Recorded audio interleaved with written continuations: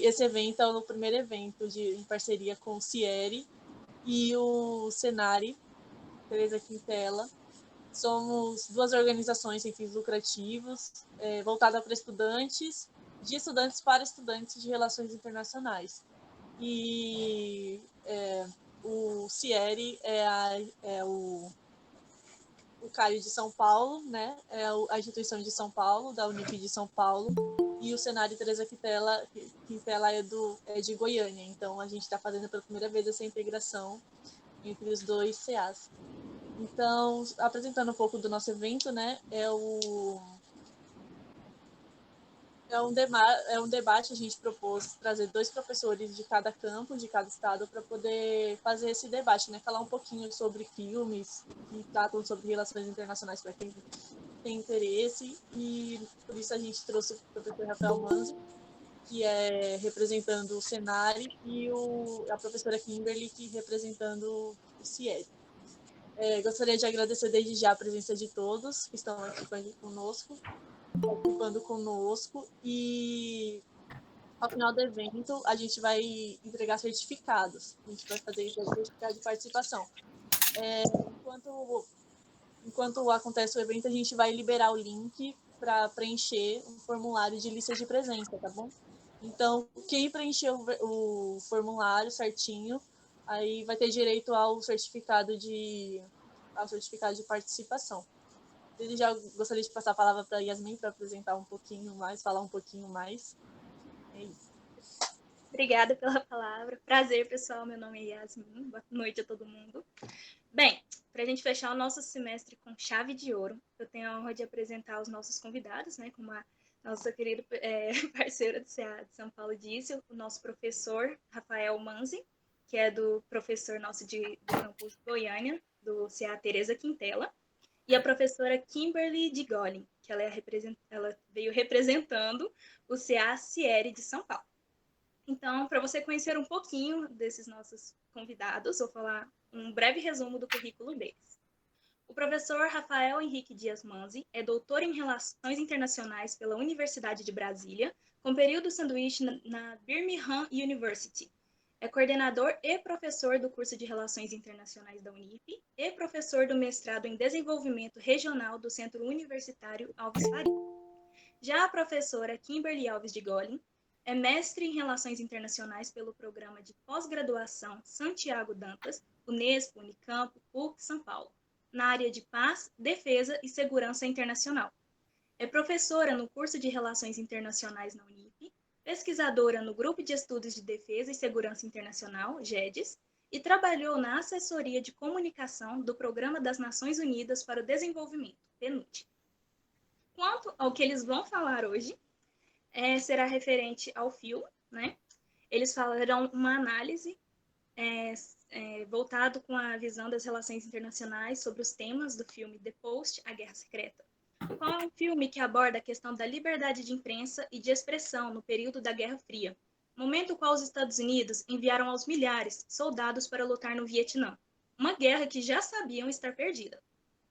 Dentro desse contexto, o filme aborda a imprensa como um ator nas relações internacionais, a opinião pública como fator importante para a democracia e as consequências de se abrir a caixa preta do Estado ao cenário internacional. Bem, antes de passar a palavra para os palestrantes e começar a nossa palestra, eu peço que todas as pessoas mantenham os microfones desligados, façam as suas perguntas pelo chat, que o pessoal do CA de São Paulo vai estar compilando todas as perguntas para, no final da palestra, fazer aos nossos convidados.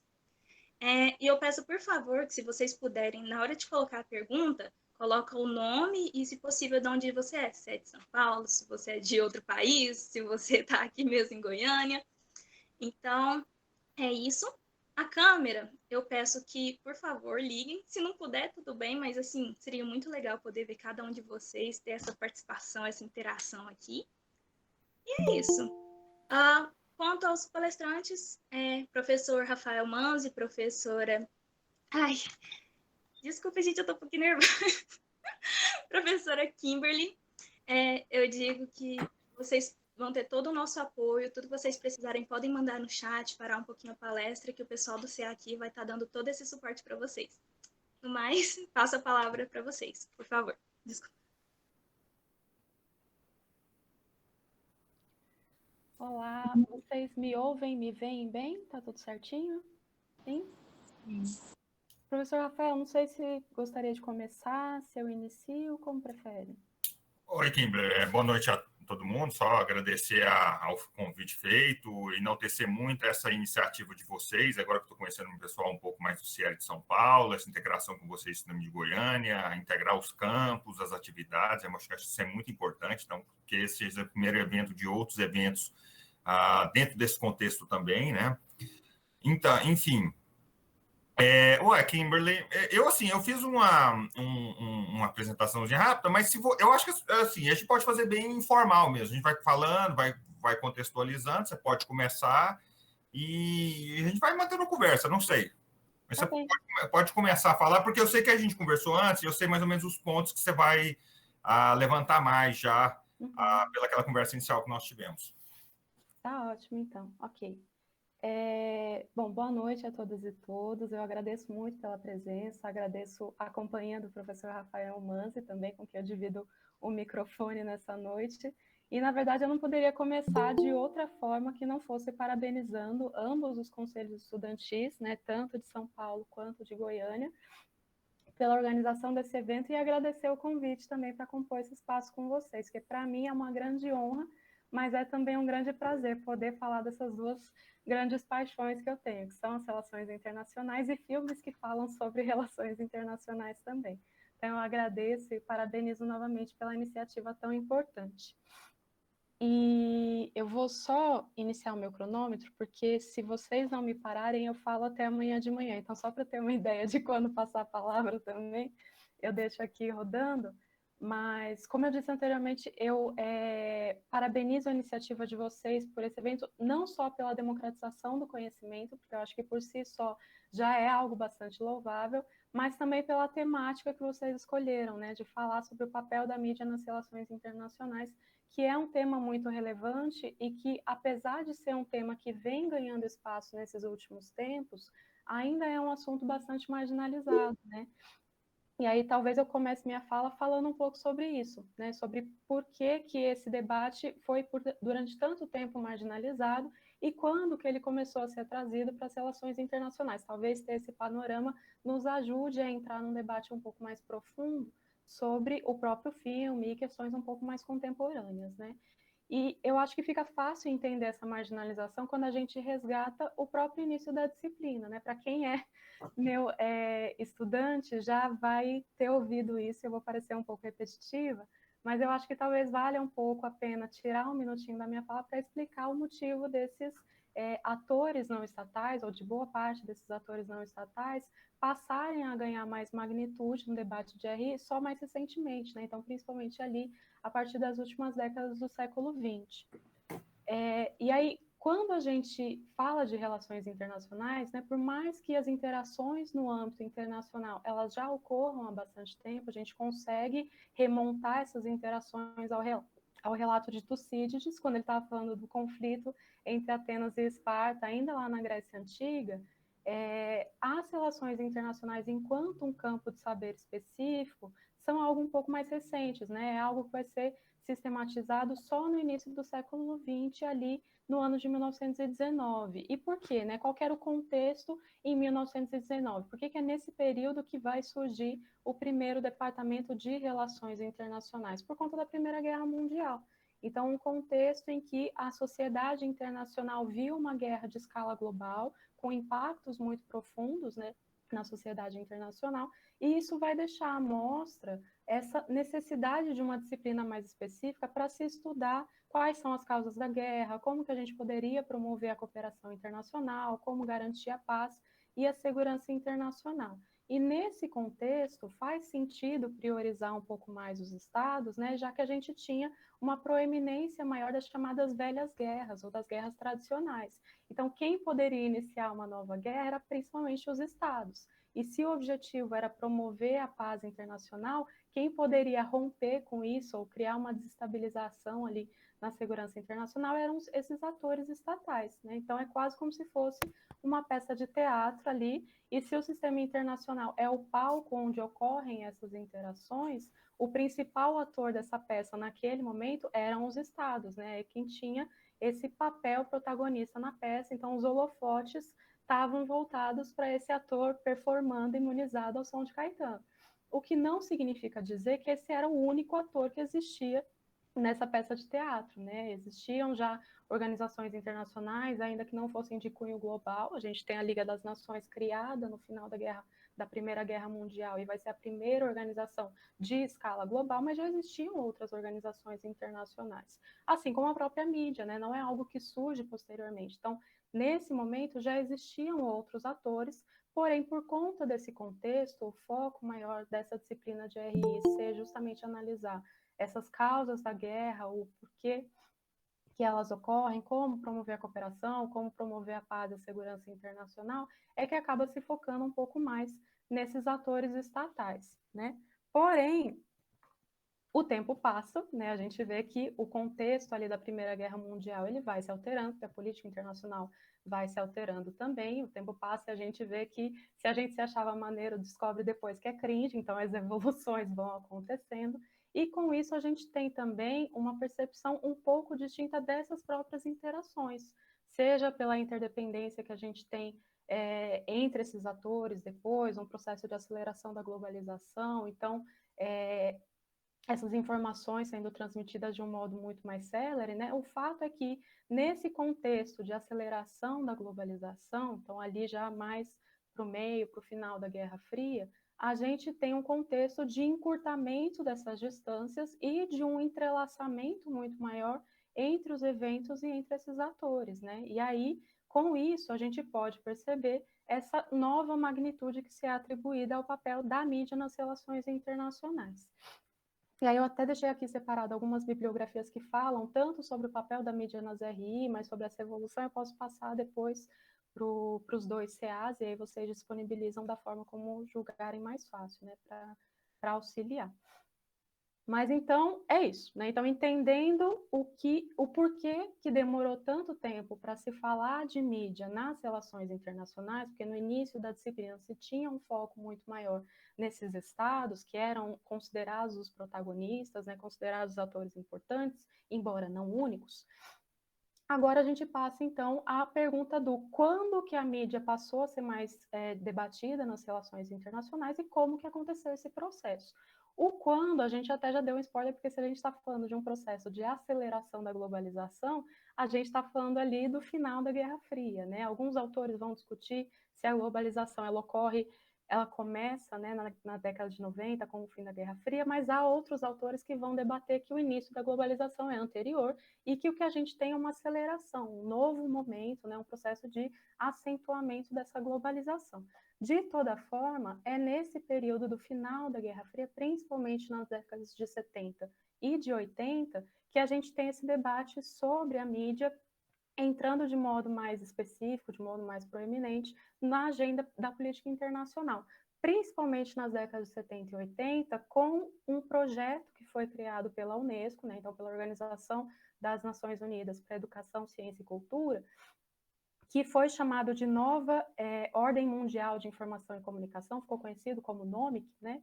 Mas era um projeto internacional que ele contava com uma participação bastante expressiva dos estados ditos em desenvolvimento, né? E que tinha como objetivo essa democratização dos assuntos ligados à informação em âmbito global. E faz todo sentido pensar nessa alta participação dos estados em desenvolvimento, porque quem controlava boa parte desses meios de comunicação, dessas instituições de informação nessa época, eram os países ditos desenvolvidos, né? Então, esse propósito de democratizar essa informação vem a partir desse debate e ganha fôlego a partir desse projeto internacional da Unesco. Esse projeto ele vai resultar em um relatório bastante importante, que vai chamar Um Mundo, Muitas Vozes, e que vai contar com algumas orientações e diretrizes, né, para tentar diminuir essas assimetrias. E, embora tenha sido um relatório que pretendesse orientar, pretendesse diminuir de alguma forma, né, criar uma certa regulamentação nesse setor das comunicações em nível mundial, ele não consegue, de modos práticos, fazer isso. Mas é um pontapé inicial para esse debate sobre a importância da mídia na política internacional. E aí é um pontapé que vai ser inserido, né, incorporado também pelos próprios estudos das relações internacionais. Então, uma vez que a gente tem o primeiro Departamento de Relações Internacionais, lá em 1919, aquele debate todo sobre realistas, liberais, né, a forma de se entender a política internacional a partir do Estado, com o tempo, principalmente aqui nesse período, década de 70, 80, década de 90, a gente tem uma evolução que vai permitir oferecer mais espaço para esses outros atores. Então, enquanto nas décadas anteriores a gente tinha um foco muito maior nesses estados, com o passar do tempo a gente vai vendo que os antigos atores coadjuvantes vão ganhando um pouco mais de espaço, né? Então, a mídia já estava presente no palco desse sistema internacional, mas ela vai ganhando um pouco mais espaço. De novo, continua sendo um debate ainda marginalizado, mas que existe uma grande diferença sobre o papel da mídia nas relações internacionais hoje do que a gente via em décadas anteriores. E aí é interessante também apontar que, com esse debate, né, que a gente vai incorporando em relação ao papel da mídia, aos avanços em termos de comunicação e informação desse final do século XX, né, que vão impactar de modo bastante contundente a própria formulação, a própria condução da política externa dos Estados, a gente tem também um debate que vai começar a incorporar se a mídia ela é um ator de relações internacionais ou se ela vai ser considerada enquanto um instrumento de outros atores para garantir influência sobre a opinião pública, né? Então, geralmente, atores mais hegemônicos que vão instrumentalizar esses meios de comunicação, esse acesso à informação, para conseguir esse apoio da opinião pública, seja a opinião pública doméstica ou externa, né, internacional, para alcançar, para garantir interesses que nem sempre são coletivos, né? Interesses, por vezes, um pouco mais individuais.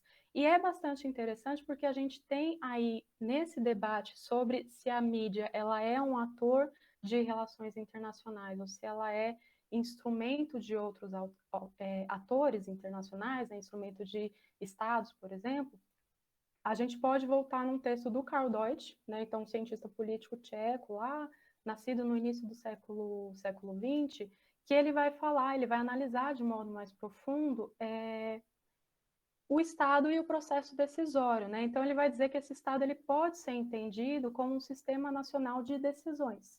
E aí ele vai ser composto por um fluxo de comunicações que ele chega a ilustrar como se fosse uma queda d'água de 5 patamares, né? Então como se fosse uma escada, e aí a gente joga um balde de água lá do primeiro degrau e vê a água caindo nos degraus abaixo. Então ele vai dizer que a sociedade ela pode ser entendida dessa forma também, com esses patamares hierárquicos, e que o processo decisório ele viria de cima para baixo.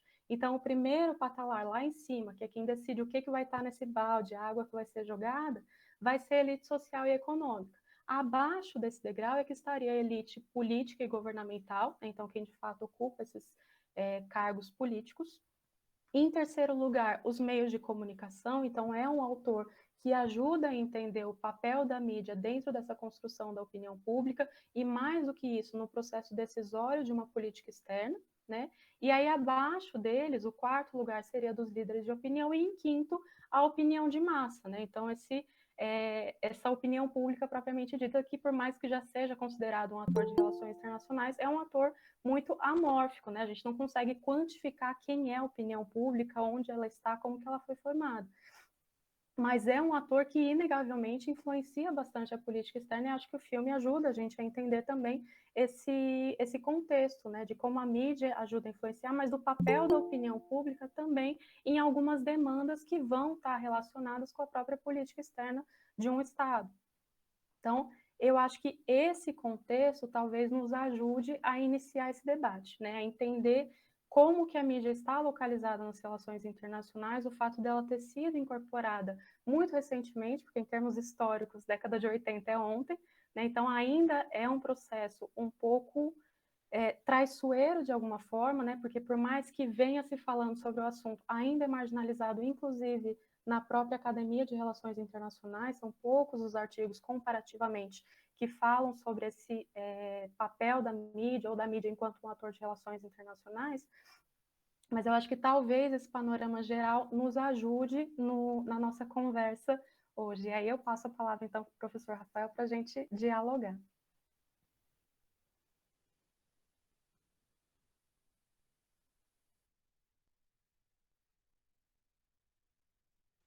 Acho que está mudo só.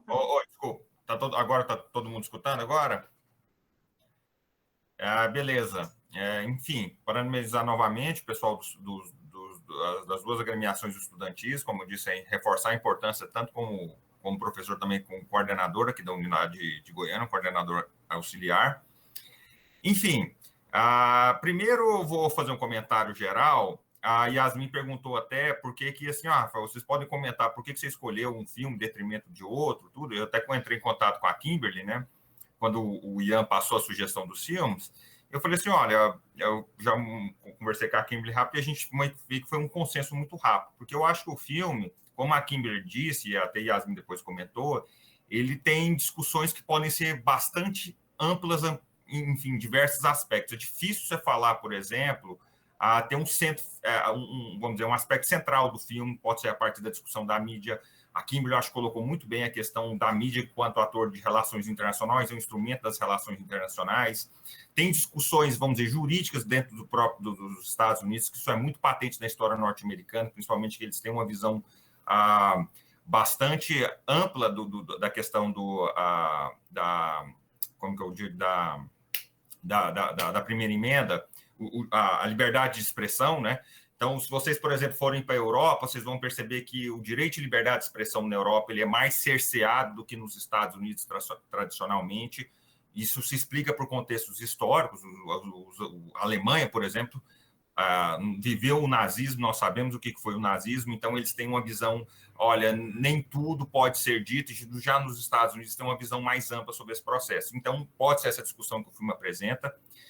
Como eu disse, eu acho que o filme ele é bem interessante, porque o diretor, né, o Steven Spielberg, ele consegue pegar temas extremamente complexos e apresentar para a sociedade, não para um público específico de relações internacionais, mas para a sociedade em geral, e consegue colocar questões centrais, assim, polêmicas, de discussão para as pessoas refletirem um pouco, né, a respeito daquele assunto. Então, achei assim, o filme, em termos como eu fui ver o filme, na verdade, esse final de semana, eu já tinha ouvido falar desse filme, já conheciam a história, enfim, dos Pentagon Papers lá, mas eu acho que ele refletiu muito bem, ele conseguiu, com 2 horas, dar uma contextualização muito boa sobre o tema. A Kimberly, eu acho que introduziu muito bem a questão teórica, como eu disse, conceitual, discursiva. Eu vou fazer uma discussão rápida, eu vou até colocar aqui, peraí, cadê? Deixa eu compartilhar aqui. Assim, eu até perguntei se todos viram o filme, alguns não viram, mas por que eu não estou conseguindo compartilhar aqui? Peraí. Agora sim. Vai compartilhar. Vou fazer um comentário rápido sobre o filme. Então, a contextualização, né, ele versa sobre a questão do vazamento de documentos secretos do governo norte-americano, que foram chamados Pentagon Papers, né? O interessante é que eles foram documentos que foram encomendados pelo próprio Departamento de Defesa dos Estados Unidos, aqui na pessoa do Robert McNamara, que foi vamos dizer, um dos principais articuladores norte-americanos no período da Guerra Fria. Então, ele, com alguns outros políticos norte-americanos, ele esteve envolvido em questões importantes, como, por exemplo, a crise dos mísseis em Cuba, né? Ele atravessou ali as administrações do John Kennedy e do Johnson. Então, o contexto histórico está na Guerra Fria. E aí eu colocaria que são 3 elementos centrais do filme aqui em termos de atores, né? O Robert McNamara, como eu disse, foi secretário de Defesa dos Estados Unidos, presidente mundial, foi um político muito ativo dentro dos Estados Unidos. O Daniel Ellsberg, que é o ativista e analista da Rand Corporation, um think tank, que ele, na verdade, foi um dos contratados pela Secretaria de Defesa dos Estados Unidos para fazer o documento, para avaliar a participação norte-americana no conflito entre 45 e 67, não, eu digo no conflito na questão do vietnamita, e a Katharine Graham, que é a editora-chefe do Washington Post, que coube a ela, no final, a decisão de publicar ou não, enfim, os temas. O que a gente poderia dizer, e aí eu vou fazer uma contextualização rápida aqui para entrar em questões mais... então, enfim, o filme, eu acho que são esses 3 elementos centrais. As conclusões dos documentos que foram liberados e publicados pela imprensa norte-americana, primeiro pelo New York Times, depois pelo Washington Post, depois pelos demais jornais, documentos ultra-secretos do próprio governo norte-americano, era que houve reiteradas intervenções dos Estados Unidos em assuntos domésticos do Vietnã. Houve um processo claro de manipulação da opinião pública norte-americana para os Estados Unidos, como a Kimberly colocou. Em democracias, normalmente, a opinião pública ela tem uma... Na verdade, o conceito de opinião pública ele é sempre muito complexo. Quando nós vamos falar nós falamos a todo momento da palavra opinião pública, mas a definição é sempre muito complexa, né? Mas, enfim, o governo norte-americano, de certa forma, ele demonstrou, pelos Pentagon Papers, ou seja, por pesquisadores que foram montando quebra-cabeça para entender como que foi a participação norte-americana no conflito. Ficou muito claro que eles observam que houve um processo de manipulação da opinião pública e que a entrada e prolongamento do conflito, a participação do conflito dos Estados Unidos nesse caso, decorreu muito de escolhas do próprio governo norte-americano. E aí que ele trouxe um choque para a opinião pública muito grande, enfim. E aí agora eu vou fazer alguns comentários. Enfim, essa contextualização do filme, quem tiver visto o filme percebeu isso basicamente, acho que poderia ser resumido nesses elementos aqui. E eu vou fazer uma análise rápida aqui. Vocês estão vendo o outro slide, o terceiro? Ou ainda não? Então, a mentira na política internacional, porque os líderes mentem, né? É o slide que vocês estão vendo. Primeiro, quando começou o filme, eu achei interessante, porque, assim, na hora que ele começou, você viu que ele começa com a mentira. Vamos assim dizer, né? O Daniel Ellsberg, ele tá num voo com o secretário Robert McNamara, e aí ele é perguntado, olha, qual que é a situação como é que está a evolução do conflito no Vietnã, e aí chama um dos analistas que ele próprio tinha contratado para ele, falou assim, olha, eu acho que é negativa a visão. E aí ele falou, o Robert McNamara, né? Olha, realmente nós estamos, vamos dizer, literalmente um atoleiro ali político complexo, uma região muito complexa, mandando nossos soldados a uma distância muito longa para lutar, né? E aí ele mesmo tem essa percepção. Ele sai na primeira coletiva de imprensa e ele já fala ao contrário, que, na verdade, os norte-americanos estão tendo uma evolução positiva. Então, assim, quando eu vi o começo, iniciei o filme, eu lembrei na hora desse livro, e aí eu acho que vale a pena, é um livro curto que vocês conseguem encontrar em PDF, que chama Porque os Líderes Mentem. É um livro escrito pelo John Mearsheimer, que é aquele autor clássico realista das relações internacionais. Ele é um realista clássico, ele escreveu um livro interessante, que ele foi tentar entender, olha, como eu disse, o filme pode dar para vários viés, e eu vou pegar um ponto específico aqui, que é como que os líderes políticos eles se comportam diante de situações, vamos dizer, embaraçosas. Então, a primeira coisa que eu acho que vale a pena fazer análise do ponto de vista conceitual é que a informação ela é um recurso de poder na política internacional. E se vocês pegarem lá aqueles autores lá que vocês estudaram lá no início, por exemplo, o Edward Carr, um dos primeiros realistas do início do século XX, ele vai falar algo que os países, olha, o que importa para os países em termos de poder no sistema internacional? Ele vai dizer, é o chamado poder de opinião. O que é isso? Se você for lutar uma guerra sem apoio na sua opinião pública doméstica, possivelmente você vai entrar enfraquecido nesse conflito. Então, o poder de opinião, ou seja, o poder de um governo, dele próprio, conseguir vender que aquele conflito, que aquela posição do seu país, ela é, do ponto de vista, seja ético, moral, ela está correta e você tem um apoio da sua população doméstica, isso se torna um ativo de poder importante. Então, eu acho que é um primeiro ponto que vale a pena relacionar com o filme nesse aspecto, né? Então, o poder de opinião, que é o que o Edward Carr chama lá, ele se transforma, e a opinião pública, nesse caso, é a capacidade de um governo em vender aquela ideia para a sua opinião pública, ele se torna um recurso de poder para os estados, tá?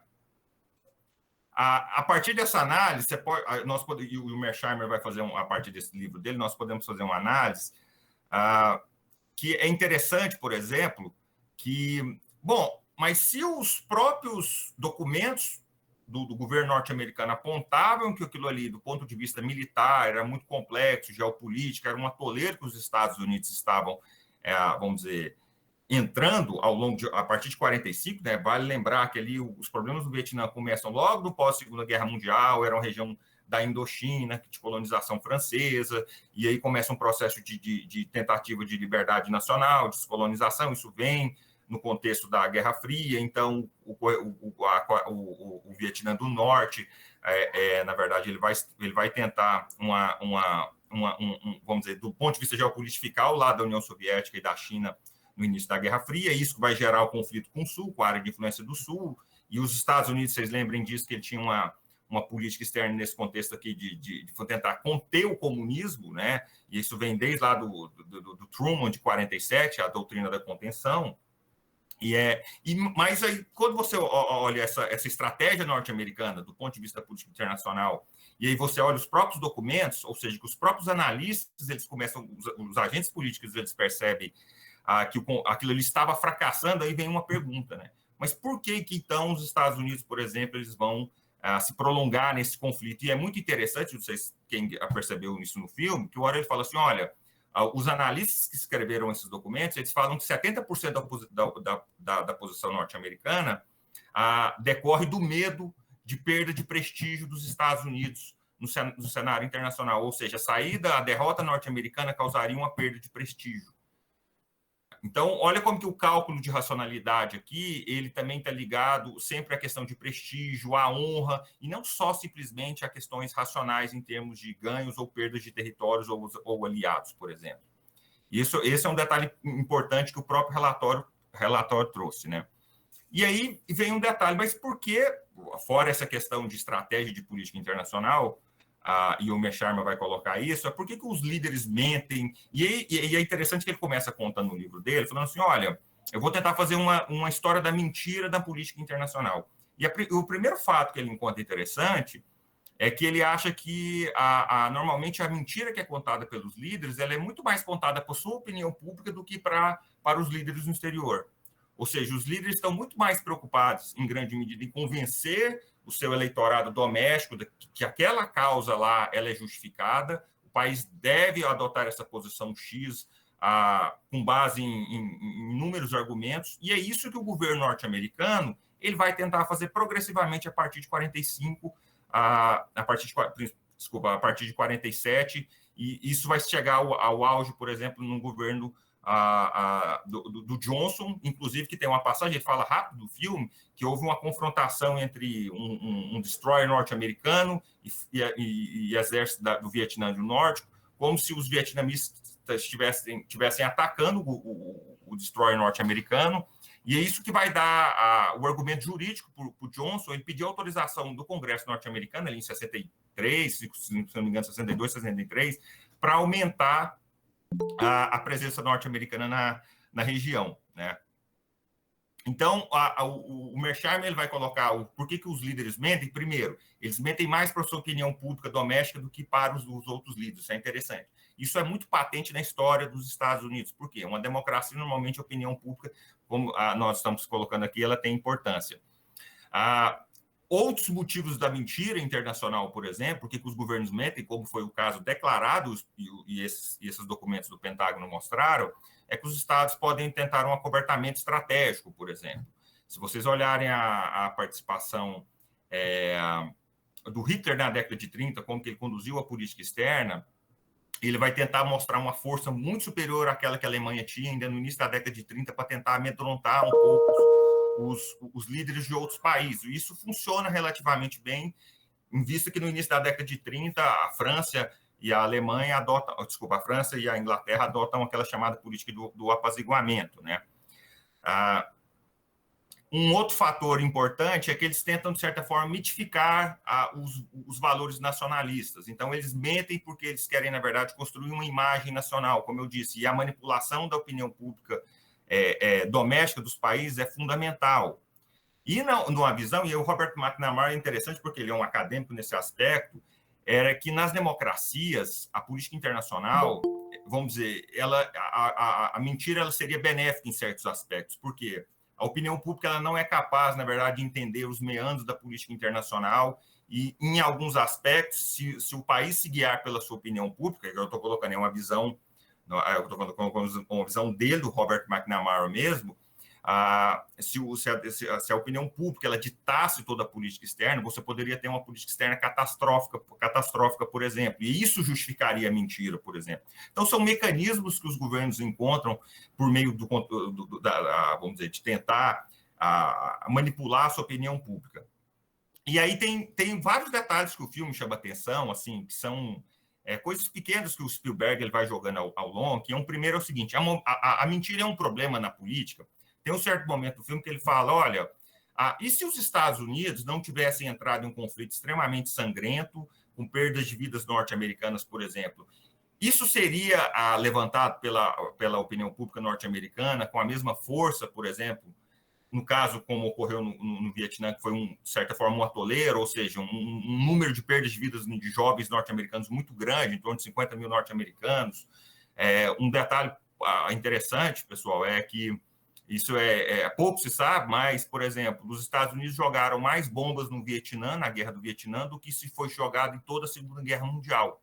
Para vocês verem o tamanho da presença norte-americana no Vietnã. Ou seja, como foi uma política que ela, de certa forma, fracassou em todos os sentidos, ou seja, perante a opinião pública norte-americana, do ponto de vista econômico, isso foi um dos fatores, por exemplo, que vai arruinar a economia norte-americana no final da década de 60, e vai conduzir à crise do sistema de Bretton Woods.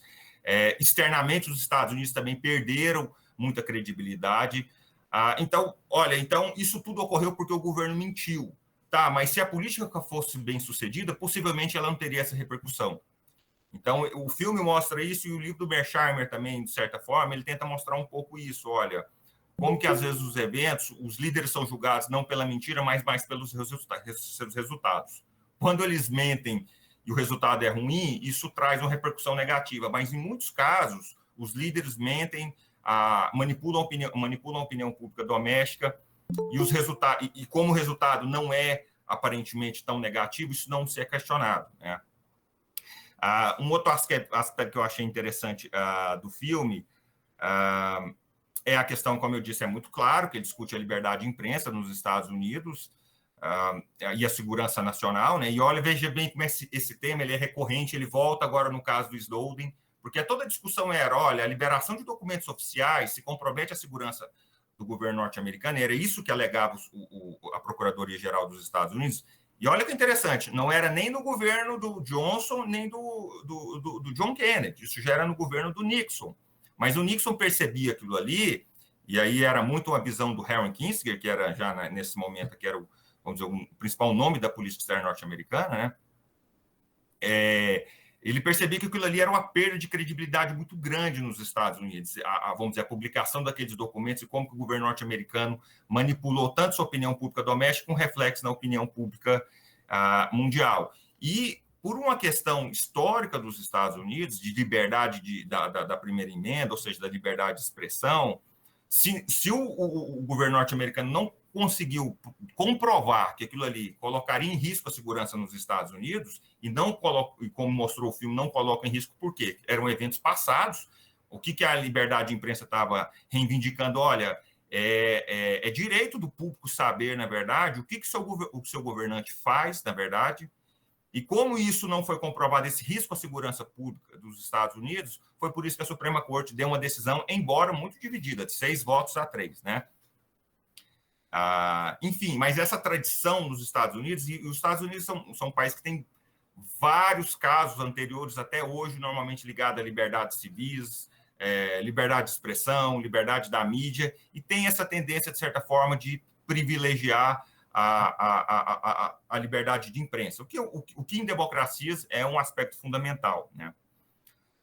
Então, como eu disse, tem essa discussão que ela é bem atual, ou seja, ele, na verdade, o filme aqui, ele foi feito, eu acho que pegou um pouco depois do caso já foi depois do caso do WikiLeaks, né? E olha como que é a posição dos Estados, independente de governos, a posição do WikiLeaks, em que houve, na verdade, também vazamento de informações secretas, que aparentemente também o governo norte-americano justificava que aquilo ali colocaria em risco a vida de cidadãos norte-americanos no exterior, e aparentemente não houve uma perseguição que continua, de certa forma, ao Assange, enfim, e a toda a rede que divulgaram essas informações do Wikileaks, e também do caso Snowden, que, de certa forma, envergonhou a posição norte-americana no mundo em virtude dos escândalos de espionagem, né? Então, eu acho que ele, como eu disse, o filme ele consegue fazer bem essa análise e mostrar para o público, de modo geral, essas questões morais e éticas. Olha, na verdade, não existe isso, na verdade, dos líderes protegerem meus interesses, porque eu não tenho condições de saber as nuances da política internacional. É obrigação da sociedade e um direito da sociedade ter acesso a essas informações, como que seus governantes governam, na verdade, se eles mentem, quais são as ações que eles tomam, por exemplo, desde que isso, de modo geral, não vai implicar em algum problema de curto prazo para a segurança nacional. Então, acho que isso ficou muito patente do filme. Enfim, então, o que eu preparei, basicamente, foi fazer uma análise nesse aspecto. Enfim, como eu disse, a Yasmin até colocou a questão da Catherine, que é editor. Enfim, o filme dele tem muito mais nuances, mas a primeira cena dele, quando ele mostra o Robert McNamara mentindo, eu falei assim, não, eu vou ter que colocar aqui, colocando indo para o Mersheimer, porque ele fez essa pesquisa. E como eu disse para vocês, isso é muito interessante que ele fala no livro dele. Olha, os líderes, eles mentem na política, eles não têm tantas mentiras da política internacional, eles mentem mais para a sua opinião pública doméstica. Basta lembrar, por exemplo, o caso do Iraque em 2003, que o governo norte-americano também criou toda uma circunstância, inclusive com os Estados Unidos, o Saddam Hussein estava em conluio com Osama Bin Laden para os atentados de 11 de setembro, né? Ou seja, historicamente, você tem uma série de eventos que são manipulados à opinião pública nacional.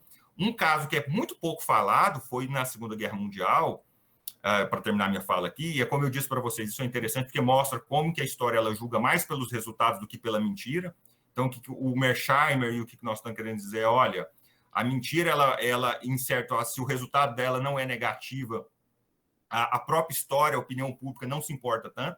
Foi no caso do Roosevelt em 41, quando houve, de certa forma, uma tentativa de um possível confronto entre um destroyer norte-americano, um navio de guerra norte-americano, e um submarino alemão em 41, em que o governo norte-americano, naquele momento ali, ele estava, os Estados Unidos queriam entrar na Segunda Guerra Mundial, né? O governo norte-americano tinha essa intenção, só que a opinião pública muito isolacionista, e eles tentaram forjar meio que um incidente entre esse navio norte-americano e um submarino alemão, para justificar a entrada da guerra dos Estados Unidos na Segunda Guerra Mundial, o que não ocorreu naquele momento. Mas preste atenção que isso é um evento que é muito pouco falado, ou seja, como que o próprio governo norte-americano, e aí, igual eu falei, a discussão aqui não é do ponto de vista moral, se estava certo ou errado a política externa, mas como que o próprio Roosevelt, que vai entrar para a história como um dos principais presidentes e aquele que conseguiu, de certa forma, organizar a opinião pública, enfim, para lutar contra o nazismo na Europa, mas ele mesmo tentou também criar situações específicas, mas não é julgado por isso, porque aqueles eventos ali foram de pouca importância para o resultado final, que o resultado final, todos concordam, que foi vamos dizer, melhor a entrada norte-americana e aí a contenção do nazismo na Europa do que uma possível vitória, por exemplo, do exército nazista. Enfim, então, assim, eu pensei em fazer mais uma base dessa, meio como um filme. Várias questões reflexivas sobre a mentira, sobre a mídia, sobre a opinião pública. Como eu disse, isso aqui é conversa para horas. Exatamente. E eu acho que um ponto que o professor Rafael trouxe que é muito importante, quando a gente está falando desde as relações internacionais, é a temática do poder. E poder perpassa o controle sobre narrativas. Não à toa o Foucault vai trazer o conceito de poder de nomeação, que é aquela pessoa que tem a opção ou controle sobre qual narrativa vai ser acreditada enquanto verdadeira, né? E o restante enquanto falso, enquanto mito, enquanto folclore e assim por diante. E quando a gente fala de guerra, esse assunto é mais importante ainda, porque aí, resgatando Clausewitz, então um dos autores mais tradicionais para se falar do conceito de guerra, a guerra não é apenas esse ato irracional, essa busca por vingança. a guerra vai ser a continuação da política por outros meios. E se a gente entende a guerra enquanto âmbito político, o poder sobre a opinião pública está ali também, o controle sobre a narrativa que a gente quer que as pessoas acreditem para legitimar as nossas ações.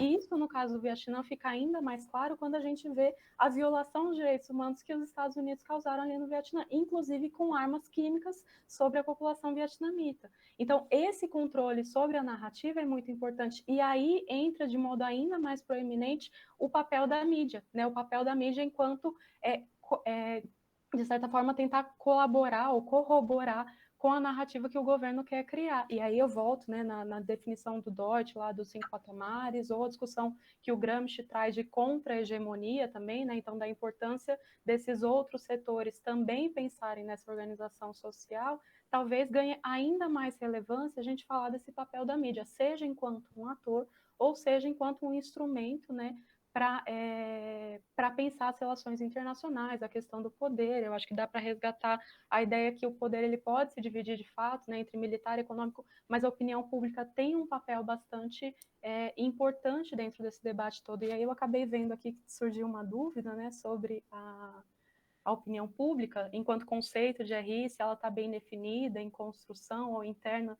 construção, eu acho que é um debate que perpassa também a mesma coisa que a gente fala sobre interesse nacional. Dá para falar de um interesse nacional com uma população tão diversa e tão difusa dentro de um mesmo estado, né? A gente não pode, talvez, continuar naquela analogia que o Huntington tinha do sistema internacional enquanto uma mesa de bilhar. E aí o Estado como um ator maciço, único, que pode ser representado na figura ali do governante, do presidente, do primeiro-ministro, ou o que quer que seja. A gente tem diversas camadas dentro dessa população, né, camadas sociais, e dentro dessas camadas a gente tem interesses distintos também, né? Geralmente quando eu falo disso, e já que a gente está falando de filmes, eu uso Harry Potter para exemplificar. Quando a gente pega ali a Ordem da Fênix, a gente tem diversas camadas ali que têm interesses específicos também. Não é à toa que o Profeta Diário estampa ali na primeira página, né, uma foto do Harry Potter com a frase "O garoto que mente", porque era parte de algumas dessas camadas sociais que as pessoas não acreditassem que Voldemort tinha voltado. Então, dá para ilustrar isso nos casos mais específicos, né? Seja aqui com o professor citou Carr, né? O Carr estava escrevendo em um momento bem específico ali dos 20 anos de crise, né? Então, intervalo entre Primeira Guerra Mundial e Segunda Guerra Mundial. E a gente vê que essas questões sobre opinião pública, sobre a importância dos atores, perpassam gerações. Então, ali, décadas de 30, décadas de 40, aqui quando a gente está falando do Vietnã, década de 60, 70, ou atualmente, né? Eu fiz um trabalho alguns anos atrás, preciso resgatar ele, mas analisando a forma como os jornais brasileiros falavam de política externa, né? A gente analisou principalmente o primeiro mandato da ex-presidenta Dilma Rousseff. E aí é muito interessante de perceber como o papel da mídia pode variar em termos de a importância que se dava para a política externa aqui no Brasil e como é esse debate de política externa nos Estados Unidos, que lá é muito mais presente do que é aqui, embora isso venha se alterando de alguma forma, nem sempre positiva, mas a política externa brasileira tem estado mais em voga atualmente.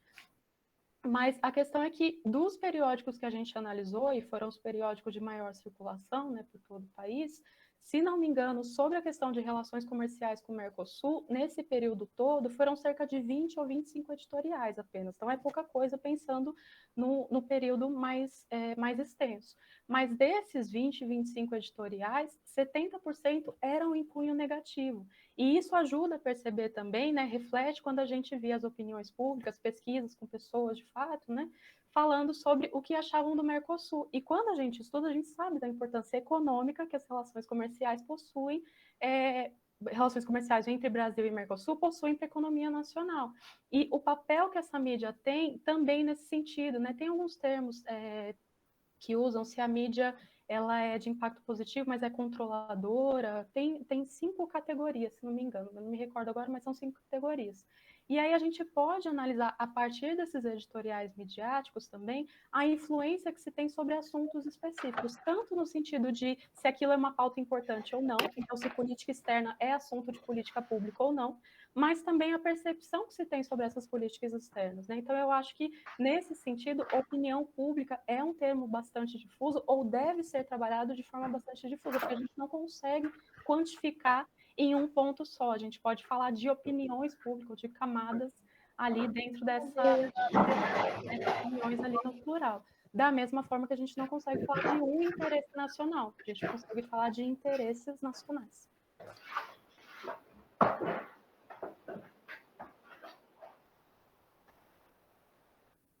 Não sei se o professor Rafael quer complementar. Não, só complementando, Kim, eu acho que como se diz primeiro, aí como você colocou, eu tive uma professora, enfim, que trabalhou muito com o conceito de opinião pública na UNB, a Tânia, e eu lembro, então, especializou bem nisso, de opinião pública, e ela falou, mas o que é opinião pública? Como que você está colocando, é igual ao interesse nacional. Ele é algo que é construído, o interesse nacional do agronegócio ou do setor industrial nem sempre é o mesmo, os interesses são difusos dentro da sociedade. E na opinião pública também é a mesma forma. Como que nós vamos definir o que é opinião pública? E o grande problema é que nós utilizamos muitas vezes esse conceito, e como você disse, Kim, ele é internalizado, como se assim, a opinião pública ela fosse algo, às vezes, monolítico, por exemplo, que ela representasse, de fato, vamos dizer, o pensamento da população. Enfim, a Marissa comentou aqui sobre a única forma de garantir o direito de publicar e publicando, como os estados podem dar. Marissa, como eu disse, essa discussão ela é muito complexa, porque, assim, se você está do lado da imprensa, você vai querer publicar. Se você é o agente público, por exemplo, por mais que o agente público do governo... Olha como, por exemplo, foi a questão do Wikileaks, enfim, de vazamentos no governo, vamos dizer, do próprio Barack Obama. Ele vai ter uma posição, vamos dizer, muito mais negativa em relação a esses eventos do que a própria opinião pública. Só que eu acho que assim, o filme mostra isso. As pessoas têm direito de saber como o que é feito do seu dinheiro, o que os governantes fazem, como que eles mentem. Eu acho que a transparência é uma questão fundamental. E é isso que eu acho que é a grande questão da democracia. Vamos dizer, aquela velha história da democracia ser um sistema cheio de defeitos, tá? Mas, apesar de todos os seus defeitos, é melhor isso do que simplesmente um governo que consegue controlar todas as informações. E por isso que a imprensa ela tem um papel muito importante na sociedade. Às vezes nós não percebemos isso, mas às vezes você está vendo um jornal local na sua casa e aí se fala assim, olha, aqui no bairro tal, estourou um cano e a prefeitura não vem arrumar, então é enviada um jornalista local. Ela tem um papel fundamental na sociedade, que é exatamente discutir. E aí eu acho que vale a pena, é uma imprensa de boa qualidade, vamos dizer, que discute todos os temas. E não tem problema, às vezes, a imprensa, aí um detalhe, nós temos uma tradição aqui, mas o jornal X é mais partidarizado, Y, não tem problema isso. Desde que ele faça isso de maneira clara, por exemplo, não tem esse problema dele ser mais partidarizado, mas que seja, de certa forma, uma imprensa, como que eu digo, vamos dizer, olha os jornais, para mim, na minha opinião, e isso eu vejo desde os últimos 10 anos, os governos sempre criticando os jornais porque eles têm uma opinião X de esquerda ou direita. Eu falei, sinceramente, eu não acho que a imprensa, por exemplo, brasileira, ela tem uma opinião fechada em X ou Y. Ela é muito diversa. Você pegar a imprensa brasileira, Folha de São Paulo, os grandes jornais, você vai ver como que eles são muito os próprios colunistas. Isso que faz, eu acho que é a grande, vamos dizer, que mostra a história dos Estados Unidos, uma das coisas, vamos dizer, entre aspas, positivas na sociedade norte-americana é exatamente isso, tá? Exato. E aí eu acho que é importante, antes desse debate também, a gente contextualizar que não existe imparcialidade quando a gente está analisando política. Não dá para cobrar a imparcialidade da mídia ou de um pesquisador, porque isso não existe. A gente está muito próximo do nosso objeto de estudo para ser imparcial. Eu costumo usar bastante esse exemplo, mas não dá para ter o mesmo distanciamento entre o biólogo e a comunidade de musgo que ele estuda para a gente que vive em sociedade analisar eventos sociais. Então, essa imparcialidade, ela já não existe. O que precisa acontecer é, dentro dessa imparcialidade, que não vai poder acontecer, ela ser feita de modo ético, né? Com fontes, com dados, e em respeito aos direitos humanos, em respeito a essa liberdade de expressão, que não é a mesma coisa de liberdade de pensamento, a gente pode pensar o que quiser, mas para falar existe um limite, que é quando chega no direito do outro, então é também não flexibilizar discursos de ódio, né, justificando como é necessário ter essa liberdade de expressão, ela tem um limite que é quando começa o direito do outro. Então, essa questão do discurso de ódio também precisa ser balizada e estar dentro do debate. Mas, equacionado isso, é entender que essa imparcialidade não vai existir. E que, mesmo dentro disso, durante muito tempo, alguns autores ainda utilizam esse termo, que é da mídia como quarto poder. Né? Então, da mídia, da importância da mídia enquanto relatora e cobradora, de alguma forma, desse debate. E aí também a importância da mídia trabalhando em conjunto com a academia, com pessoas especializadas nesses conceitos, prestando assessoria. E isso eu vejo crescendo bastante aqui no Brasil. Né? O convite de especialistas, professores de relações internacionais ou pesquisadores especializados, de fato, em algumas áreas, como política externa dos Estados Unidos, ou questões, enfim, de relações comerciais com o Mercosul, ou Unasul, ou União Europeia, isso é bastante importante também. E esse quadro da gente, enquanto internacionalistas, vocês, bacharelandos, querendo ou não continuar na área acadêmica, a gente tem que se ocupar disso também, de entender o nosso papel dentro desse debate todo, da importância da gente levar esse debate que busque uma sociedade mais igualitária, mais inclusiva, dentro desses princípios éticos que as relações internacionais também têm, assim como no jornalismo. Yasmin, a Yasmin fez um comentário aqui. É interessante, Yasmin, isso que você está colocando, né? Qual a vantagem de manter milhares de soldados em uma guerra perdida? Enfim, o que os documentos mostram, Yasmin, isso é muito interessante, é que do ponto de vista estratégico, geopolítico, não existia realmente essa vantagem como o governo norte-americano tentou vender para a sua sociedade. E aí, um dos relatórios desse Pentagon Papers que ele vai apontar é exatamente como eu disse aquilo. Olha, fatores ideacionais, vamos dizer, o medo da perda do prestígio, disso acontecer no meu governo, por exemplo, disso acontecer, de eu ter que sair dessa guerra como perdedor no meu governo, por exemplo, e aí é uma lógica da política perversa mesmo, faz que, olha, pouco importa para mim se os jovens do meu país estão morrendo nesse lugar. É isso que ele trouxe, essa farta documentação trouxe, da hipocrisia da política, como eu disse, em termos da manipulação da opinião pública. Então, do ponto de vista estratégico, você não vai encontrar uma racionalidade tão clara, por exemplo, em relação a outros conflitos. Yasmin, muitos anos que eu já li isso, tem um livro de uma autora chamada Barbara Tucker, se não me engano, e ela escreveu uma história um livro chamado A Marcha da Insensatez. Ela pega vários eventos históricos, por exemplo, em que houve assim simplesmente ações irracionais por parte dos estados, e ela vai tentar analisar que é a chamada marcha vamos dizer, da insensatez nesses casos. E a Guerra do Vietnã, por exemplo, se não me engano, eu acho que ela termina o livro dela por aí, que foi assim, se você for pensar do ponto de vista racional mesmo, da contenção da China, porque tinha uma questão geopolítica, mas assim, a um custo econômico astronômico, e o próprio governo norte-americano, que é importante, Yasmin, ele mesmo percebia que eles estavam entrando num atoleiro. Só que, do ponto de vista como eu disse, você não vai conseguir entender isso sem entender a própria lógica da política, em muitos casos. Né? Como eu disse, o próprio Pentagon Paper, ele coloca lá, olha, 70% da explicação norte-americana para a continuidade do conflito não é uma explicação racional baseada em teorias da geopolítica, é irracionalidade mesmo.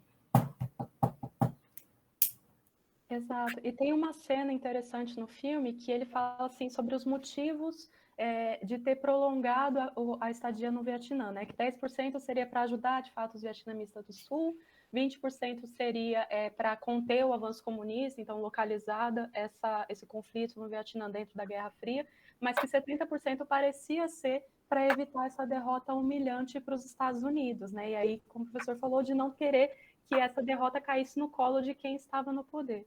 E aí é muito interessante quando a gente traz esse debate de política externa, e existem alguns textos sobre isso, enquanto uma política pública. Porque quando a gente fala em política pública, a gente começa a entender um pouco mais, acho que talvez fique um pouco mais próximo, entender o prestígio interno também, essa vontade política de se reeleger, ou de terminar um mandato de forma ok, pelo menos, né, com uma certa aprovação. E aí, no caso dos Estados Unidos, tem um outro exemplo muito bom também, que é no genocídio na Somália. Estava acontecendo uma tragédia na Somália, o próprio secretário-geral à época, eu não me lembro agora se era o Boutros Ghali, eu acho que é, mas ele vai à mídia e vai falar, vai criticar essa inação da ONU, né? O próprio secretário-geral da ONU criticando a inação da ONU.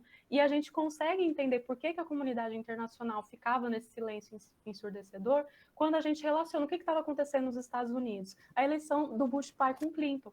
Né? Então, foi muito mais importante naquele momento se voltar para o interno, garantir esse prestígio, e aí é só quando o Bush pai perde as eleições, o Clinton é eleito, que os Estados Unidos começam a se voltar para a Somália, enviou aquela operação Resgate da Esperança, se não me engano, mas que começa a se voltar. Então, entender essa política externa também atrelada à parte política, né, da ciência política, ou enfim, o âmbito interno, é muito importante porque está entrelaçado. Né? A gente pode questionar esse conceito de política pública, mas de toda forma está entrelaçado. Né? A opinião pública vai legitimar ou não algumas ações. Por isso que a gente tem discursos securitizantes, para tentar cativar, convencer a população de que são necessárias medidas excepcionais, como o uso de armas químicas, por exemplo, no Vietnã, ou o prolongamento da própria guerra. Né?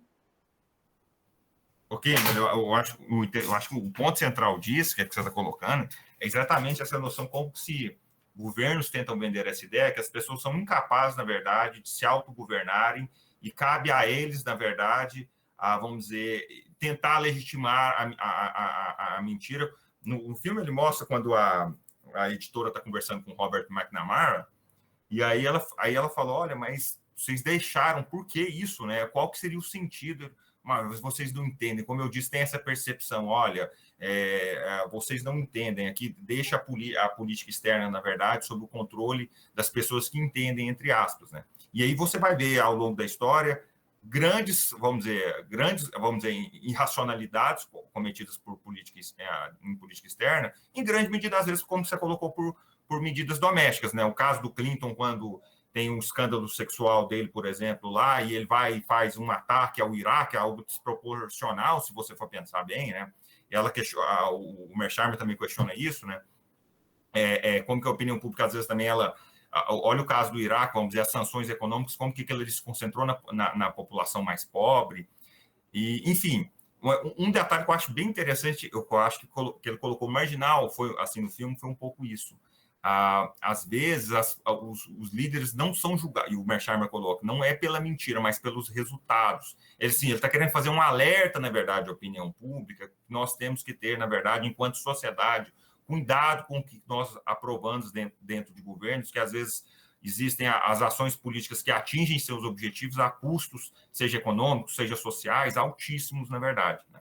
O caso do Vietnã, ele foi emblemático porque a ação do governo norte-americano se mostrou desastrosa para o país. É aí que se trouxe. Mas enquanto as intervenções internacionais norte-americanas, por exemplo, houve pouca divulgação, porque os resultados não foram desastrosos, mas as ações, do ponto de vista ético, moral, podem ser questionadas, por exemplo. Isso não teve a mesma dinâmica vamos dizer, da repercussão da guerra do Vietnã, como eu disse, que em termos de baixas norte-americanas, acho que tirou a primeira, a segunda e a Guerra Civil no século XIX, foi a quarta guerra em que morreram mais norte-americanos, né?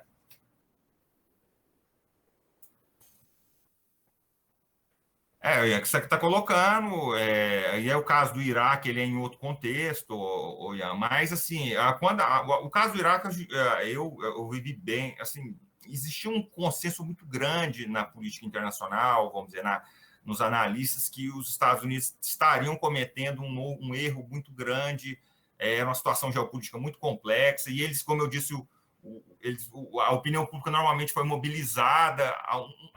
Uma das coisas que os governos fazem para atingir seus objetivos é aterrorizar a população, é colocar medo. Olha, você tem que entender que o Vietnã é importante, porque se o comunismo se espalhar cair o Vietnã, cai toda a Ásia, e isso vai chegar até os Estados Unidos. Então, você coloca medo nas pessoas, assim como foi em 2003, no caso do Iraque. Olha, que pode ocorrer, na verdade, novos ataques terroristas. Eles tentaram coisas assim. O governo norte-americano em 2003 associar o Saddam Hussein, por exemplo, ao Osama Bin Laden, sendo que, do ponto de vista geopolítico dentro do Oriente Médio, são forças, na verdade, que são inimigas, na verdade, entre eles, pela conjuntura política, enfim, dentro do Oriente Médio. Mas o governo norte-americano vendeu isso para a sua população. Foi assim que ele conseguiu, na verdade, descaradamente manipulando as informações, atingir uma base mínima para o Congresso norte-americano ter aprovado a invasão ao Iraque em 2003, né? Bem diferente daquela de 90 a 91 que nós estudamos, né? Em contexto totalmente diferente.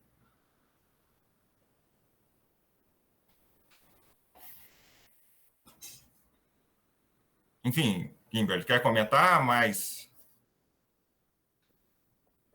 Não, eu acho que essa questão do terror é muito importante e acaba puxando outros pontos também, né? Quando a gente fala do próprio conceito de terrorismo, esse cunho de sempre caracterizar o outro enquanto terrorista, mas não a si mesmo, sendo que a prática ali é causar terror. A gente precisa de um inimigo para se manter. Esse inimigo, às vezes, ele pode variar, como diz a minha avó, mas esse inimigo ele tem que existir, né? Porque senão a gente não consegue esse controle sobre determinadas parcelas da população. Eu acho que é um debate super interessante. E aí, se é para falar de filmes, né, tem alguns que podem ilustrar bem isso, tanto sobre o papel da mídia, tem o próprio Cidadão Kane, mas falando de Watergate, tem Todos os Homens do Presidente. Mas se é para falar de terrorismo e essa construção, talvez a questão da guerra global contra o terror possa auxiliar também, né? Algo mais próximo nessa construção do inimigo, principalmente o inimigo do Oriente, o Islã, o muçulmano e assim por diante. E aí, filmes como Fahrenheit 9/11 ou o próprio Guerra Terror fala um pouco disso também, mas A Hora Mais Escura pode ilustrar um pouco como é necessária essa narrativa para legitimar ações. E se no caso do Vietnã eram as armas químicas, no caso de Iraque, Afeganistão, era a própria tortura, né? O ato patriótico para você legitimar a quebra de sigilo de algumas informações privadas, né? A quebra da privacidade de cidadãos ali nos Estados Unidos para corroborar com essa narrativa de lutar contra o inimigo externo, de evitar um novo ataque, como tinha sido 11 de setembro, por exemplo. Exato. Historicamente, é o que nós vemos dos governos, se eles criarem inimigos, seja domésticos ou externos, para legitimar, na verdade, a desrespeitos, principalmente a direitos individuais. E isso coloca isso nos Estados Unidos, como eu disse, os Estados Unidos é um país interessante nessas discussões, pessoal, pelo seguinte, porque eles têm esse histórico muito, vamos dizer, de uma democracia muito antiga, que, como eu disse, como a liberdade, e aí é o que a Kimberly colocou, eu acho que eles esticam até em excesso a chamada liberdade de expressão. Eles esticam muito mais, por exemplo, a corda em relação aos europeus em excesso, e acaba que isso tem vários momentos da história norte-americana que a gente poderia comentar outros aqui, que isso vai aparecer. O último foi a guerra ao terror, até que ponto, e aí o governo vendendo a ideia, olha, é melhor, na verdade, quebra de dados pessoais, na verdade, o governo interferindo e sabendo certas informações sobre sua vida, em nome da segurança, como que eles tentam legitimar isso, os governos, os governos nacionais. E agora, né, a gente está chegando numa época com chamados, como que a gente fala, os databases, não, os big data, né, vamos dizer, a quantidade de informações de empresas, e aí é outra discussão que já está surgindo, na verdade. Né? Como que essas informações que nós, na verdade, não estamos autorizando as pessoas, empresas a terem acesso a elas, isso já está sendo utilizado por empresas do setor privado, que em muitos casos também estão em cooperação, de certa forma, com os governos nacionais, né? A Nath está perguntando, né, a espionagem do governo de... Nath, eu acho assim, exatamente isso. A questão da espionagem do governo Dilma, e olha para você ver, o que se trouxe com o caso Snowden foi desnudar, de certa forma, a hipocrisia da política externa norte-americana em relação a esses aspectos, por exemplo. Né? E como que isso gerou, como eu disse, olha, o cidadão norte-americano ele tem direito a saber se o seu governo também está espionando os demais e está, vamos dizer, adotando práticas, vamos dizer, fora de padrões éticos e morais, por exemplo. E, ao mesmo tempo, os governos nacionais, no caso o governo norte-americano, tentando conter isso, que isso seria um terrorismo contra a própria segurança nacional. Né? Eu acho que aí, a partir a imprensa, eu acho que quando as informações saem do registro dela, vamos dizer, chegam a ela, tem que ser publicado. De toda forma, quando chega a sua imprensa, tem que ser publicado. Uma coisa é a informação confidencial, o processo de vazamento, aí é outra situação. Mas quando elas chegam, como foi esse caso dos Pentagon Papers e de outros também na história norte-americana, eles vão ser publicados, vai ter essa tendência de proteger a liberdade de expressão, o direito a sigilo de fonte, por exemplo, né?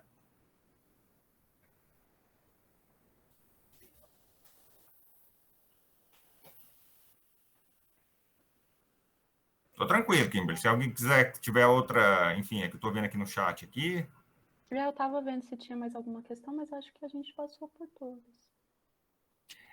Como eu disse, esse tema aqui, só que na verdade eu falei, olha, porque eu vou preparar aqui, que é tão amplo, né? É um tema tão, assim como eu disse, eu puxei porque ficou muito isso. Olha, eu vi a primeira mentira, eu lembrei do merchan, eu vou puxar para o lado da mentira, da manipulação. Como disse, a Yasmin trouxe outras discussões mesmo. Tem um outro questionamento aqui do Igor, que é sobre uma possível guerra ou conflito internacional em futuro próximo, né, e quais são os países que podem participar. Quando a gente fala de guerra, esse é um assunto que eu gosto bastante, mas é importante talvez tipificar, né? A gente tem alguns tipos de guerra. E aí a gente pode ter guerras entre estados, guerras que extrapolam regiões, então interregionais, mas o que a gente vem apresentando, vem percebendo, principalmente após o fim da Guerra Fria, é o que alguns autores, como a Calder, vão chamar de novas guerras.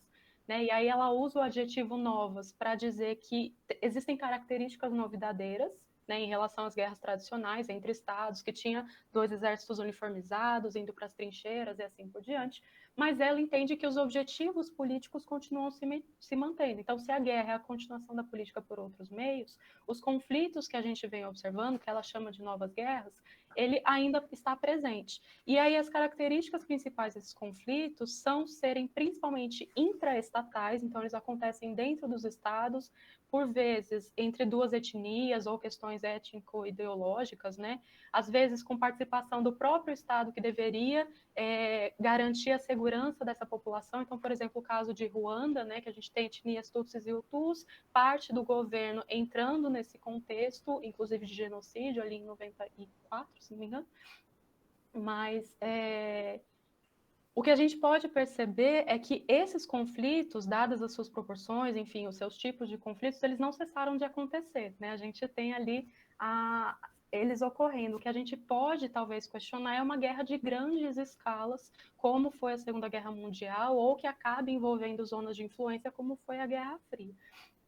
E aí a questão é qual o tipo de meio que seria utilizado, porque a gente já tem uma dissuasão nuclear, em certa medida, que não estava presente na Primeira Guerra Mundiais, né?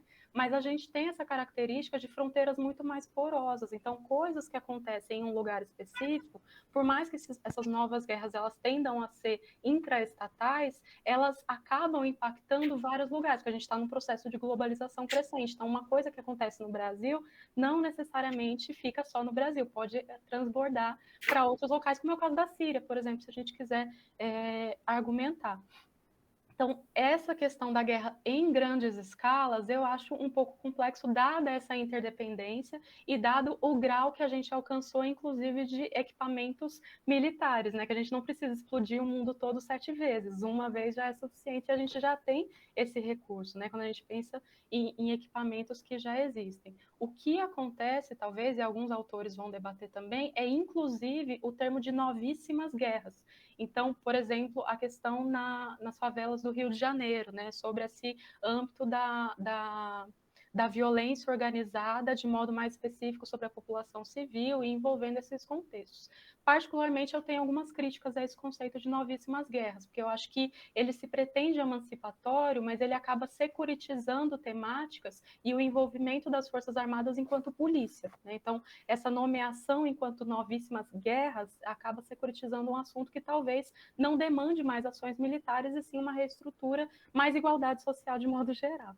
Então, particularmente, eu tenho uma certa crítica a esse conceito de novíssimas guerras, mas eu acho que talvez a gente tenha, pelo menos a percepção que eu tenho, é dessa continuação dessas novas guerras, desses conflitos que, por mais que eles sejam intraestatais, eles tendam a se alastrar ou impactar outras regiões. Não sei se o professor Rafael concorda, mas essa questão de uma guerra global envolvendo todos os estados, eu acho que existem dificultadores que não existiam anteriormente no caso da Primeira e da Segunda Guerra Mundial. Não descarto a opção, mas eu acho que esses limitadores precisariam ser levados em consideração também. Não, o Kimberly, que eu estava perguntando, como eu disse, essa autora, que chama Bárbara Tuchman, que eu confundi o nome dela, ela escreveu esse livro, A Marcha da Insensatez, é o que você está colocando, Quando nós olhamos para um futuro próximo, nós não temos indicadores muito claros, por exemplo, que isso poderia ocorrer algum conflito em nível mundial e em grandes proporções, tá? Mas, ao mesmo tempo, quando nós olhamos a história, pouquíssimas pessoas também conseguiram antever esses conflitos históricos. E, como eu disse, o ser humano, em relação, voltando a essa Barbara Tuchman, a marcha da insensatez, a capacidade, às vezes, de líderes de eles tomarem decisões desastrosas são imensas também. Então, como a Kimber colocou, do ponto de vista estrutural, não tem, aparentemente, os analistas, de modo geral, vão olhar, algo que aponte claramente um risco generalizado entre grandes potências, por exemplo, uma série de motivos, para começar pela dissuasão nuclear, enfim, envolvendo China, envolvendo Rússia, envolvendo Índia, envolvendo os Estados Unidos, né? Mas a história também, ela nos mostra também que, às vezes, os analistas, nós temos pouca capacidade de antever, na verdade, o que pode estar ocorrendo. Vou dar um exemplo para vocês. A Guerra Fria, isso é muito interessante. Pouquíssimas pessoas conseguiram compreender o que foi o final da Guerra Fria e por que ela teve impacto tão grande para as relações internacionais. Estava acostumado a ver um mundo completamente militar, econômico, e quando você olha o que foi o final da Guerra Fria, um lado, vamos dizer, deixou de existir, né? Então, estruturalmente, eu diria que, como eu disse, a Kimber colocou, nós temos poucos elementos para, enfim, para fazer uma análise que isso pode estar ocorrendo num futuro próximo. Agora, quando nós olhamos ao longo da história, por exemplo, também, não é desconsiderar. Eu lembro, por exemplo, eu esqueci o nome dele agora, o físico, o Stephen, aquele que tinha paralisia, faleceu uns 3 anos atrás. Hawking. O Hawking, Ele, enfim, ele tinha uma visão da humanidade bem interessante, e eu vi ele, uma vez eu vi uma entrevista dele, ele falou assim, olha, se você pensar do ponto de vista matemático, existe alguma chance de alguém agora errar, fazer um erro estratégico muito grande, você impulsionar uma série de eventos que podem ocasionar em um conflito global. A chance disso acontecer no curto prazo é muito pequena, mas quando eu olho no longo prazo a história, por exemplo, aí como eu coloco, olha, possivelmente nós vamos ter que encontrar um novo lar daqui a alguns séculos, porque isso sim poderá ocorrer em algum momento, né? Mas, como disse a Kimberly, acho que foi o Igor que perguntou, né? O Igor, acho que no curto prazo não tem esses elementos. Eu falo assim, a maior parte dos analistas que estudam política internacional nesse aspecto não vem. Talvez você tem hoje uma discussão dos Estados Unidos, China, né? A questão envolvendo Taiwan, que nós não sabemos para onde que isso... a Rússia também, mas a tendência é que, vamos dizer, fiquem disputas em alto nível de tensão, na verdade, simplesmente como foi a Guerra Fria. A tendência é que isso continue pelo menos não tem nenhum indicativo que isso vai mudar dentro do sistema internacional.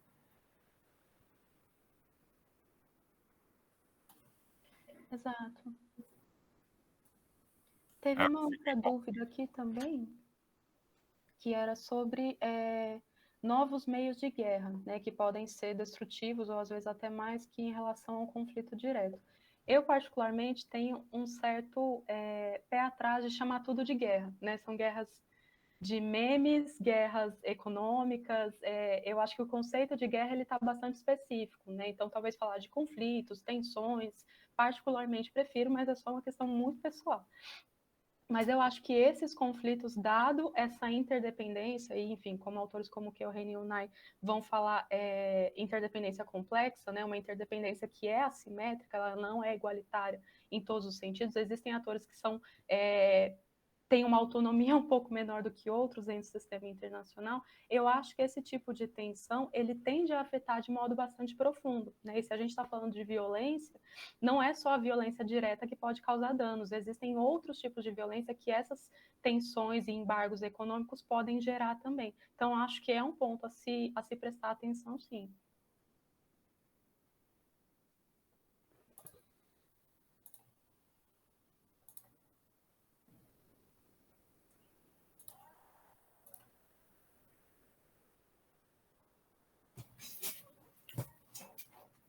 E aí tem um outro aqui, debate do... Perdão, acho que alguém ia falar. Não.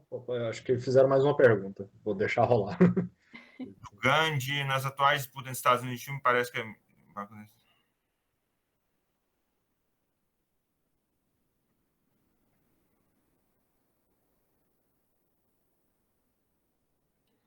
Ô, Gandhi, esse tema que você está colocando, ele é muito interessante pelo seguinte. Existe uma parte dos analistas que estão colocando que os Estados Unidos eles estão criando vamos dizer, eles estão... Qual que é o grande problema da política internacional? A percepção, se eu acho que ele é meu inimigo, ele realmente vai olhar, ele está achando que eu sou o meu inimigo dele e eu também vou realmente ser o inimigo dele. Veja bem como que a percepção, na verdade, hoje, de uma parte da opinião pública norte-americana, inclusive de vários analistas de política internacional, de acadêmicos lá, de que a China, o Mearsheimer é um exemplo disso, esse que eu estou colocando aqui, né? Ele vê realmente essa ideia que o surgimento da China representa um risco de segurança a longo prazo, no médio prazo para os Estados Unidos, enfim, relacionado a uma série de questões, e isso vai levar, com certeza, a uma resposta do próprio governo chinês. Então, assim, eu te diria, é difícil dizer, porque, como eu disse, Gandhi, eu acho que a mídia, aí depende, se você for olhar dos Estados Unidos, o que é a mídia? É a Fox? Quais são os veículos? Como eu disse, esse conceito ele é muito difuso em termos da opinião pública norte-americana, mas claramente você vê hoje uma parte da opinião pública norte-americana, principalmente no governo Trump. Talvez no Biden, ele vai, eu vou dizer uma palavra aqui ele vai tentar, de certa forma, uma detente. Lembra daquele conceito da Guerra Fria? Ele está tentando, de certa forma, construir, sabe da posição muito clara da China, é uma potência em ascensão emergente, isso é indiscutível. Você está caminhando em um mundo em que, economicamente, o Sudeste Asiático vai ter uma predominância muito grande, mas, ao mesmo tempo, também ele tenta não causar, elevar o nível de tensão, como estava ocorrendo, por exemplo, com o governo Trump. Então, talvez a gente vai ter uma detente das relações China-Estados Unidos aí, mas muito difícil ainda, mas a tendência é de uma elevação das disputas políticas, principalmente porque existem questões relacionadas a Hong Kong, a Taiwan, que aí são questões chaves da geopolítica norte-americana na região, né? Eu acho que para esse debate tem alguns últimos artigos, tanto da professora Pessequilo, mas em companhia também da doutora em Relações Internacionais, a Clarissa Forner, que fala justamente sobre essa questão geopolítica no sul do Mar da China. Eu acho que talvez possa auxiliar também nessas questões. Eu acho que existe já há bastante tempo, né, a instrumentalização das temáticas ou de violação aos direitos humanos ou de questões securitárias, né, envolvendo paz e segurança internacional, para legitimar interesses que não necessariamente estão voltados ali, né, interesses políticos e até econômicos. Eu acho que balizar essas falas em relação a essa divisão de poder, essa tentativa de balança de poder, se a gente quiser falar assim, talvez seja importante também. E aí tem uma dúvida da Natiele aqui embaixo também, se existem conflitos literalmente gerados por causa da mídia. Eu acho que a mídia ela tem o poder de colocar um pouco de lenha na fogueira, mas acho que não necessariamente digitar se o conflito vai acontecer ou não, né? Acho que os Estados e esses outros atores, eles se instrumentalizam de algumas instituições, entre elas a mídia, mas não apenas. A gente tem um debate, inclusive, na Unesco, sobre a instrumentalização da educação para personificar determinadas questões, né? Tem um colega que pesquisou isso durante um tempo, era a forma como as populações eram retratadas nos livros paradidáticos de inglês, né? Então, a forma como se retratava pessoas dos países ali do continente africano ou do sul asiático, né? Como que essa representação, ela também ajuda na construção daquela narrativa que a gente estava comentando, né? De entender o outro enquanto o bárbaro ou enquanto o inimigo, aquele que precisa de ajuda, aquele que está aquém, né? Eu acho que a mídia, assim como outras instituições, elas podem servir nesse sentido, mas acho que não necessariamente em ditar o início do conflito. Eu, pelo menos, desconheço algum que tenha sido iniciado por conta só da mídia, né? Talvez a mídia seja um ator importante ou um instrumento importante, mas não necessariamente porque a gente está falando de interesses políticos, né? E acho que não dá para definir o interesse da mídia, né? Ou, enfim, o papel ali mais específico. Mas aí talvez seja algum desconhecimento meu também, vou dar uma procurada depois. Kimberly, eu acho que, de modo geral, é uma peça da engrenagem importante em muitos casos, que passa a ser decisivo, como eu disse. No caso norte-americano, por exemplo, isso, ao longo da história dos Estados Unidos, fica muito claro, se você olhar para o Iraque, se você olhar para a Primeira Guerra Mundial, como que a opinião pública, como é que a retratação, enfim, em termos da mídia, foi importante para o apoio ou não da opinião pública norte-americana. Em democracias, isso passa a ser um elemento, uma engrenagem muito importante para entender as dinâmicas políticas do próprio sistema, né? Exato. Aí a Natiele até utilizou os termos de securitização, né? Se seria um agente securitizante, aí é analisar quem detém aquele monopólio, né? Quem que está por trás, quem que é dono, ou alguma coisa assim do jornal que a gente está falando, ou se na verdade é só um veículo que está noticiando, reproduzindo um discurso que é de um agente político, né? O discurso do Bush ou de algo assim. Acho que vale a pena, em cada caso, analisar qual foi de fato o papel da mídia nesse conflito ou nessa situação, né? Se iniciou ou se foi um agente reprodutor de alguma forma.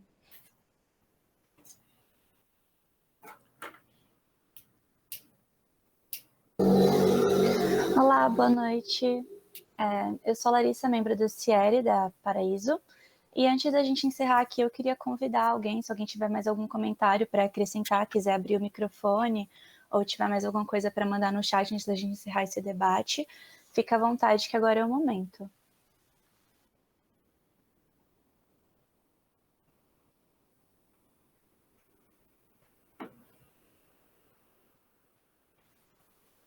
Ninguém? Bom, então, antes da gente encerrar, eu queria convidar quem estiver disponível, quem puder abrir a câmera para a gente registrar a nossa reunião, tirar um print para publicar depois.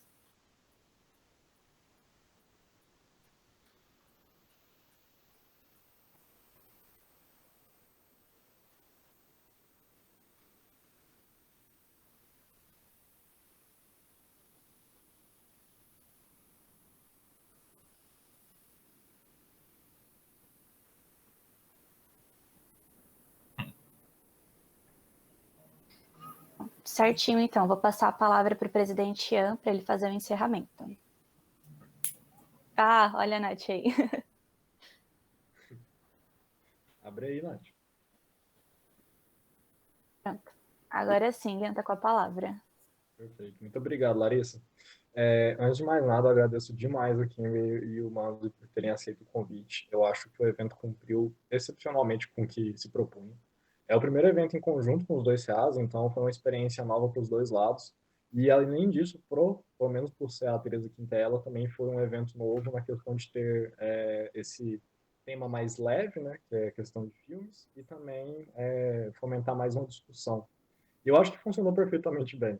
Kimberly e o Manzo conseguiram fazer esse jogo assim, né, levando a vários assuntos diferentes. O The Post é um filmaço, é um filmaço. Eu particularmente achei sensacional o filme.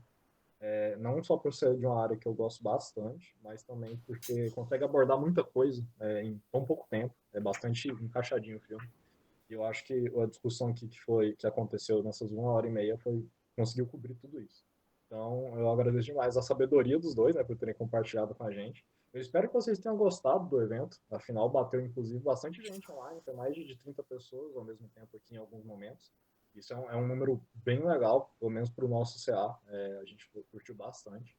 E eu espero que seja o primeiro de vários, né, de vários eventos em conjunto dos dois CAs, porque eu acho que RI tem tudo a ver com isso. RI, essa questão de você conseguir conversar com pessoas que às vezes não estão muito no seu meio, né? Sair dessa caixa e fazer novas relações. Eu acho que tem tudo a ver com a proposta de RI. Eu acho que, pelo menos na Unip, que é a nossa universidade, do CEAS, a gente tem que fomentar isso ao máximo. Eu acho que é um dos caminhos que vamos seguir com o CA daqui para frente. Se você gostou da palestra, tem as nossas redes sociais aí, tanto do CA de São Paulo como do CA de Goiânia, tá?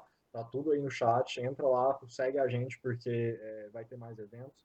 Se você precisa do certificado, manda o seu nome lá no documento que está rolando também no chat, ok? Eu agradeço todo mundo que fez esse evento acontecer. Às vezes, assim, fora dos bastidores a gente não vê, mas é bastante trabalho, é bastante conversa. Agradeço a Nath por ter me aguentado tanto no privado, enchendo o saco em várias coisas diferentes, né? Tipo, 24 horas por dia para deixar tudo nos conformes. Agradeço a todos os membros do CA que ajudaram esse evento a acontecer. E mais uma vez, obrigado, Mans, obrigado, Kimberly, e até a próxima, pessoal.